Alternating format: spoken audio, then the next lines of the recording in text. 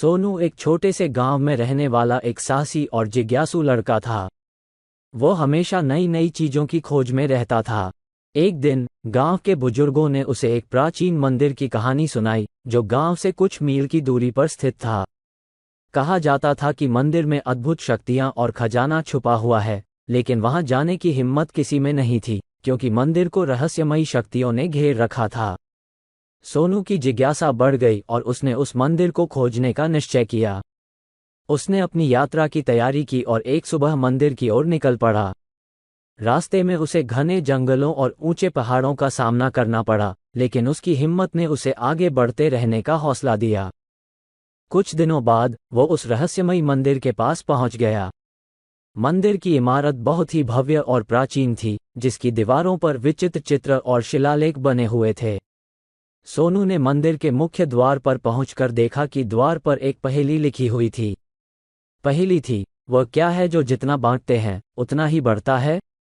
सोनू ने कुछ देर सोचकर उत्तर दिया, प्रेम, और द्वार खुल गया। अंदर प्रवेश करते ही उसे एक विशाल हॉल मिला, जहां चारों ओर अनगिनत दरवाजे थे। हर दरवाजे पर एक अलग पहेली लिखी हुई थी। सोनू ने पहली पहेली का उत्तर देकर पहला दरवाजा खोला और अंदर चला गया। अंदर एक अंधेरा कमरा था, जिसमें केवल एक दीपक जल रहा था। दीपक के पास एक और पहेली लिखी थी, वह क्या है जो केवल तभी दिखाई देता है जब अंधेरा होता है? सोनू ने समझा और उत्तर दिया, तारे। कमरे की दीवारें चमकने लगी और उसे अगले दरवाजे का रास्ता मिल गया। दूसरे दरवाजे के पार एक सुंदर बगीचा था, जहां पेड़, पौधे और फूल अद्भुत रंगों में खिले थे। बगीचे के बीचों बीच एक तालाब था, जिसमें एक सुनहरी मछली तैर रही थी।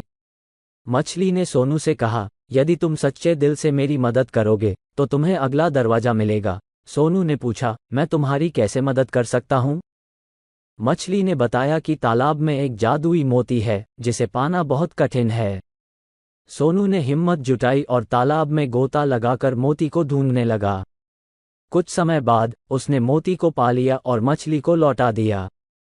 मछली ने खुश होकर सोनू को अगला दरवाजा दिखाया।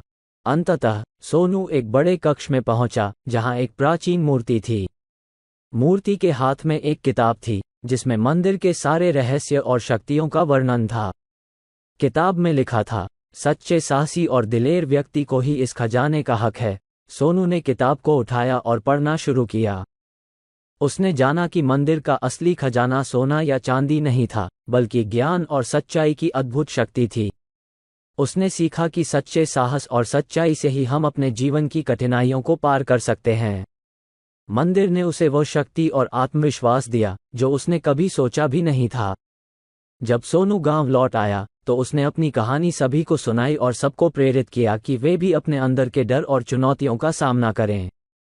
उसकी इस साहसिक यात्रा ने गांव के लोगों को एक नई दृष्टि और हिम्मत दी।